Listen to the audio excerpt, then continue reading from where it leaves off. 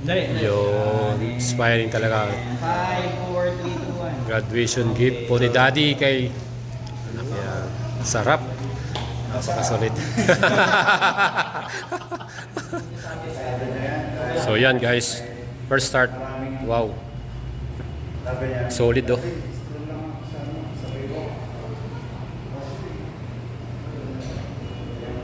Tapos tingin ka dito. Joe, tingin ka dito.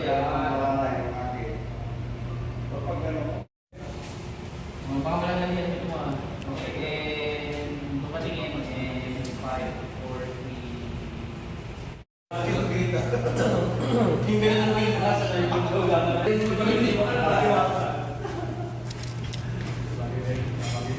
bago yung kulay ng edit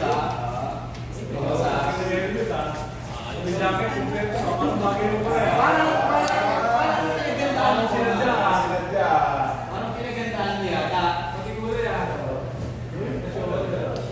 Export. Ganyan yung wala. Wala yung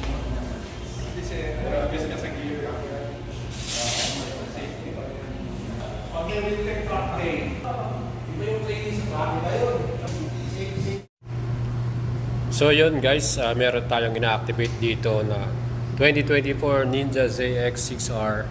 Ayan, so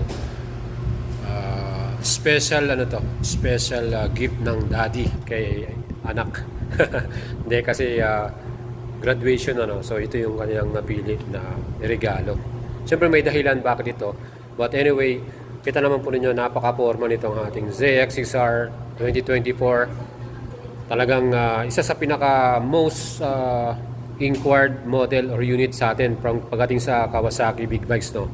And makikita naman ninyo yung mga units na to, talagang mabilis siyang ma-sold out. So again, dito tayo sa Kawasaki Pangasinan. If you are interested na magkaroon ng ganitong klaseng big bikes, you can check out yung kanilang FB page Kawasaki Pangasinan, and pwede nyo rin akong i-PM sa ating FB or sa ating page mga idol, Boyet Salabaria. Ayan.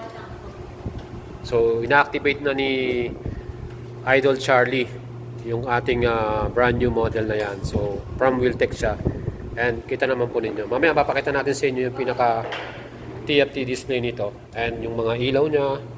So full LED lights, napaka-forma nito mga idol.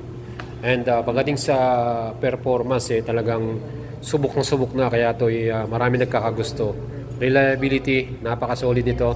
Performance, pang racetrack na rin ito. So wala ka nang ihilingin. So again, sa pormahan, talagang gagwapo ka dito. Sabi nga ni Boss Charlie, completos recados. Di ba? Yan yun. So hindi ka na mag-upgrade kasi 600cc na to, inline 4. So enough na yun kung gusto mo ng lakas para sa isang sports bike or super sports bike no. And mamaya i-reveal natin yung mismong owner nito, papakita natin sa inyo after niya ma-activate. And tingnan natin din yung first start. Grabe, ang angas talaga ng kanyang ilaw ano. So LED lights yung nilagay nila dito. Bagong design to, 2024 style. At nasa ibabaw na yung pinaka ram air duct niya. So maganda yan at mas mabilis yung takbuhan natin yan pag naka-activate.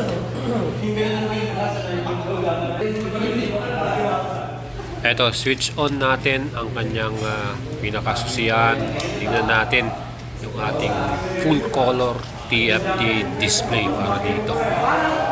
Meron tong Kawasaki Radiology. Yan yung ating phone connection. And may power mode and ride mode. At para naman sa ating engine type at engine specs, syempre ito ay may total displacement 636cc, inline for 16 valves, ganun kalakas yan mga idol. At of course yan po ay double overhead camshaft, kaya talagang mas panalo. At liquid cooling na rin, electronic fuel injection by Kawasaki with 6-speed transmission and equipped to ng quick shifter plus assisted sleeper clutch. O diba? Napakatindi. Compression ratio 12.9/1.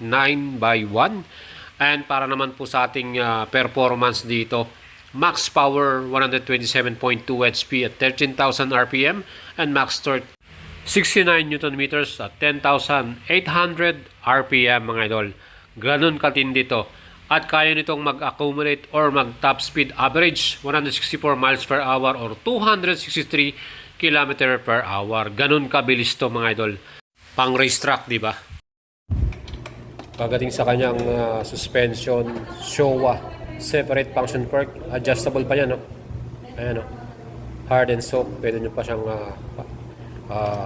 i-adjust, palambutin, patigasin, depende sa inyo. So sa ating suspension, napakaganda, di ba? Showa brand. Ang solid niya, no? And sa likuran, tignan natin. So yan, sa likuran, fully adjustable din. Napakaganda, no? Yan po yung ating suspension sa likuran. And mga idols, pagdating naman sa ating braking power, napakaganda rin ng kanyang stopping power dito. Dual disc yan, round disc. At yan po ay may 4-piston o post caliper yan. Nissin yung brand na ginamit dito with Kawasaki Intelligent Braking System. Ganong katindi, no? So meron tayong cornering ABS para dito. Well mga idols, napaka-solid niyan at talagang safe na safe ka dito sa ating stopping power. Sa likod naman, single disc din, 1-piston Nissin caliper, unequipped din ng anti-lock braking system. Ayan ang kagandahan dito, makikita nyo, meron din itong traction control system. O diba? Solid safety features para tayo dito sa ating super sports bike na CX-6R. And ito pa mga idols, yung ginamit na tires dito, yan po ay Pirelli Diablo Rosso 4, yung kanyang model name. At syempre, ang size naman ng gulong sa harapan, 120/60 by 17 inch. And pagdating naman sa ating pinakalikurang gulong, same din yan na Pirelli Diablo Rosso at mas malapad, makita nyo, 180/55 by 17 inch yung kanyang size. Tubeless yan pareho, harap at ang ating likuran. So yan mga idols, let's hear it. First start ng engine. Alright. So congratulations po kay Idol. Ayan, siya po yung owner. Woo! The best. Let's hear it. Let's hear it. Ganda ng motor.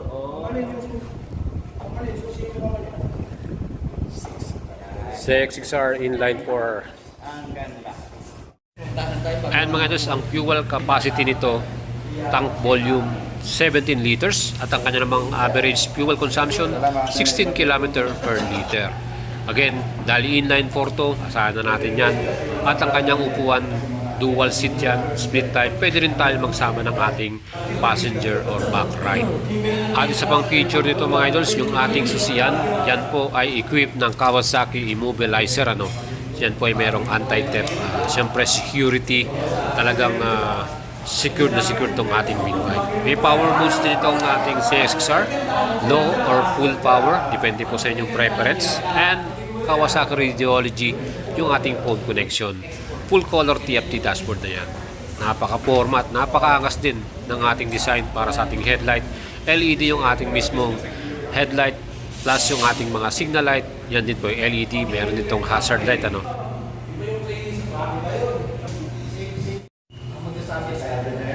So yan guys, first start, wow, solid oh. So yung seat height niyan 830mm mga idol. So kung kayo ay 5'6", 5'7", 5'8", tingkayat pa kayo ng konti dito. And ito na nga ang ating 2024 Kawasaki Ninja ZX-6R Super Sports Bike middleweight category with SRP 707,000 pesos. Available yan dito sa Kawasaki Pangasinan. And shoutout po, congratulations sa ating idol na naglabas ito, yung kanyang graduation grip para sa kanyang father. Shoutout and ride safe always, idol.